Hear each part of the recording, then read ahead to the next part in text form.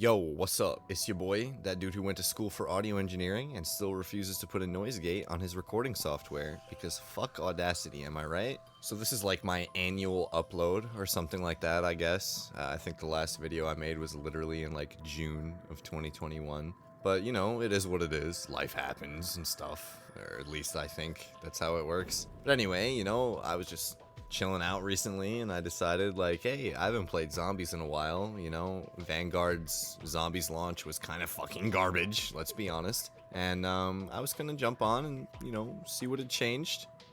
Oh my god.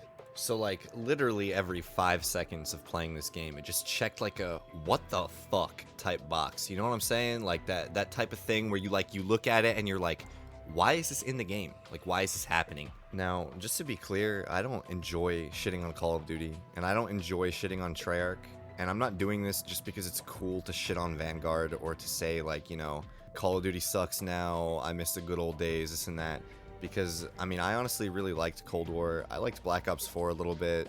It's like, I just know what Call of Duty can be, and this is just not it. I don't know who made the decisions, I don't know how we got to where we are, but it's honestly just really annoying for me to see where zombies has come after all these years, and you know, this is just kind of my take on it. It's just my opinion. So this all started because I heard that they added a main quest to Anfang and to the new map Terra Maledicta, I think, if I'm saying that right. And you know, I don't know why I have to say they added a main quest, because I feel like that's pretty baseline for a map to release with, is a main fucking Easter egg or like quest. But Vanguard did not release with a main quest. It also did not release with Pack-a-Punch camos, wonder weapons, or a fully fleshed out in-game progression system. Not like Cold War with the Ethereum or whatever. The Tome of Rituals or whatever was literally not there at launch. You could not upgrade your thing, to my knowledge. I could be wrong about that, but I do not remember it being there. I'm fairly sure it's new.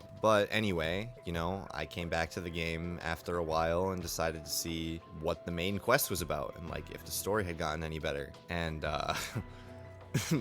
no, it did not get any better. But I think that's around where I'm gonna start this video, is the story. All the issues with the story at like a surface level are exactly the same as they were in Cold War. It just kind of lacks personality. The operator system, instead of a designated cast, really puts a wear on how the story is communicated. The conversations between characters and such, the personality of it were really important back in the day. I feel like more important than a lot of people realize, and it was my biggest issue with Cold War story, and it's probably my biggest issue here, is the character system and how the story is conveyed through radio chatter and people telling you things like characters off screen instead of characters on the field with you. Which in Cold War it was a problem, but I feel like it was less of a problem because they had established characters like Samantha and even new characters like Weaver that were actually likable, right? And it's like, you know, the Forsaken was kind of cool, and everything going on in Cold War was pretty cool and enjoyable, and the characters were likable. So the operators being the main like playable characters weren't as bad. It still took away, but not as bad as Vanguard, because the biggest issue with Vanguard is that none of the characters are likable. I don't give a fuck about Dr. Kraft. His voice is annoying. None of the operators are likable at all, and this stems to, you know, a side effect of Vanguard, of none of the operators being like cool at all. But they just like have no voice lines that are like any good. There are some iconic zombies voice lines, like saying that Quick Revive tastes like fish, or Dempsey doing his classic like yelling and shit, or like Nikolai talking about vodka. Like that shit's memorable, right? It builds character, but there's just none of that in here. Like, I don't give a fuck that Beatrice is a school teacher. I know that from her bio. Like, I have 7 voice lines about it to pick from at any given point. It just lacks personality, and that's what made old zombies great in total, is personality. Even bad maps were saved by their like character and flair sometimes. Like Transit, if you put the new operators on Transit and you put Dr. Kraft and the demons like Syraxis or whatever the fuck her name is or whatever on Transit, that map is unplayable, bro. But like Misty and Russman and Marlton and Stuhlinger, Like, those characters made that map cool. You know what I'm saying? It made it easier to, like, relate and get into the map because the characters were more relatable and funnier and had better things to say. And then when you add, like, Richtofen talking in your ear the whole time, it's like, it becomes even easier because now there's, like, a familiar face guiding you. But yeah, like, all of the demon allies are incredibly unlikable and just downright cringy. I don't care about any of their stories. They don't give me a reason to care about any of their stories. They're extremely derogatory. They're extremely just, I don't want to be on their side. They're just extremely unlikable. And all of their story and exposition is done through a, remember when? Come on, Nordicus. Nobody has listened to you since Cortifex stripped you of command.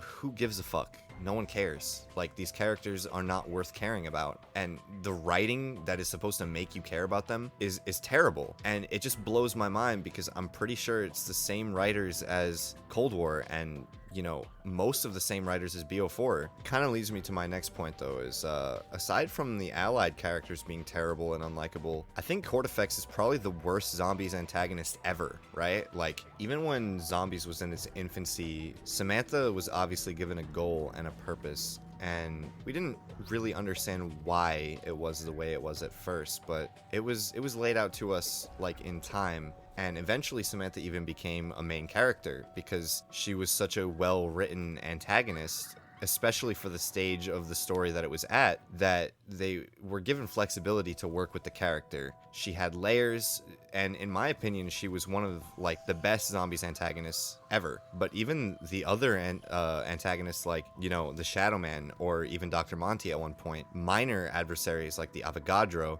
even Requiem and Omega, they had, like, their own dogma. They had a purpose. They had goals that they wanted to accomplish, and they set out and tried to accomplish them. Cortifex is literally just like, haha, I will devour you and then your world, mortal, and there's nothing you can do about it. I will throw my zombies at you. Like, it's not convincing at all. I don't care about his motivation. He doesn't even seem like that big of a threat. We just had the big, like, dark ether threat from the other side in Cold War, and the Forsaken seemed way, way more intimidating than Cortifex does. And Cortifex is supposed to be, like, the big bad of the dark ether. He's just terribly written. And then his little duo there, Von List, like, this dude is a peon. I don't know if he's supposed to be anything more than a peon in writing, but it's not made very clear. He's made out to be like a partner antagonist to him and not just like a pawn, but I don't give a fuck about him. I don't understand how I'm supposed to. He literally has like 3 voice lines, and one of them is literally just like, I'll get you next time, or Professor, it's time to bid your soldiers auf Wiedersehen. Bro, if I had a dime for every time I heard that in one game, I would literally have enough dimes to melt them down into bullets and shoot myself in the head, so I never had to listen to it again. And on top of the terrible writing, the themes of this game are just really confusing. Like, we've peered into the dark ether in Cold War. Why is it red now and not purple? Why is everything more jagged? Why are the Elder Gods demons? Like, where did this change happen? Why is this narrative just like now coming to light? We've seen into the dark ether before, like several times, and it was never like this. So why is it like this now? I get it's like a prequel or whatever, and there was a lapse of time, but it's not made out to be anything like it was made out to be in Cold War now. Another big question is just like, why is this happening? I thought Project Endstation was the first endeavor into the dark ether. I don't understand how the dimensional barrier was broken. Like, why now? I'm sure like some of these questions will be answered by the end of this game's life cycle, but right now it's just a huge question mark, and it's just an awful addition to the zombie storyline in my opinion. Alright, now that I'm done taking a huge dump on the story, I guess we go over to the gameplay. I don't know if you guys noticed or not, but the background footage that you're watching right now is actually me doing the main quest. Yep, that's right. That was the main quest of their Anfang. I think it took me around 20 minutes total to complete this Easter egg, and to me that's just really bad. I beat it on my first try, which is also not as bad, but kind of bad. I feel like Easter eggs don't have to be difficult to be memorable or to be good, but they definitely have to have some substance or fun involved with them, and it kind of all boils down to an overarching problem with Vanguard zombies that I will get to at the end of this gameplay segment. So, the elephant in the room about Vanguard zombies is objective-based rounds. I personally think it's fucking gross overall, but not all of the aspects of it are bad, right? Like, the roguelike perks you get after objectives are kind of cool, but doing the objectives over and over to get 3 random roguelike perks put in front of you is painful as fuck. They're also really horribly fucking balanced. Like, the ray gun is only really good unless you have a certain one. So okay, you're building into the ray gun, and now you're losing on other perks. Some of them just don't do anything, like deal damage to zombies around you, but it's like 33 damage a tick. Like, who gives a fuck about that? Get it out of my face. The roguelike perks are pretty cool, but they're inherently flawed and just terribly unbalanced. And the regular perks on the map too are just so awfully balanced and just really boring. I probably wouldn't have thought so at the time, but I think the Cold War grind system is just objectively better. It was a little too grindy in my opinion for zombies, but the perks becoming cooler and giving you aspirational goals to like play the game and earn was pretty cool. And Cold War Zombies in general was enjoyable enough that I wanted to keep coming back and grinding them. But Vanguard presents the tiers in game, and the tiers aren't as like diverse or interesting as Cold War. In Cold War, when you upgraded perks, they did different things, and when you maxed them out, they did really cool things. You felt stronger as you maxed them out, just like you would feel stronger buying the perk in game. But in Vanguard, they don't do different things when you upgrade the tiers. They just become stronger versions of themselves. So they're not cooler, they don't do anything different. You buy Jug, you're buying it again, you're buying it again. Like, it just becomes really boring and tedious, and like, why am I buying this perk again? I already bought it 3 times. I touched on this a little bit earlier before too, but the upgrade system in general is just really annoying. Like, the 3 random perks being presented to you after a round is kind of disheartening. If it's not something that you want or like, oh well, on to the next round. At least I can spend my heart on an artifact upgrade or whatever, which is kind of interesting, I guess, but it's not as interesting as just doing it out of game and it becoming permanently stronger, in my opinion. I think the biggest part about the progression system that annoys me though is that pack-a-punch weapons can drop from the box. Pack-a-punch becomes uninteresting and not even really worth doing when I can get a tier 3 pack-a-punch weapon on like round 6 for 950 points. And it doesn't even matter anyway, because on that rate, I'm just taking a shotgun in and hoping for the ray gun, because they're the only 2 weapons that do anything. The weapons in this game feel like dog shit, and it's not the weapons themselves that necessarily feel bad to use, because they don't. It's the way that the enemies are scaled, the way that you yourself as a player are scaled, and the way that the game throws boss zombies at you. Oh my god, they throw boss zombies on you like they are candy, bro. And it's not necessarily a bad thing. Like, BO4 kind of did the same thing, but these boss zombies in BO4 took like, I don't know, maybe 5 seconds of your attention away from the main horde. These zombies in this game require your undivided attention for sometimes like up to a minute. I'm sure you've seen her a few times by now in the gameplay in the background, but Zabala the Mask, I believe her name is the most annoying mini-boss they've ever fucking added to a zombies experience I've ever seen in my life. You have to break 3 of these masks. She has an immune phase. She has 1 attack that isn't even threatening, it's just annoying. She has too many laughs and voice lines, and she spawns multiple times per objective or once per round. She also, as well as the other annoying mini-boss enemy that literally lasers you with a chain gun from across the map, they can spawn in the overworld. Oh, did you want to go on a quick errand to get Jug?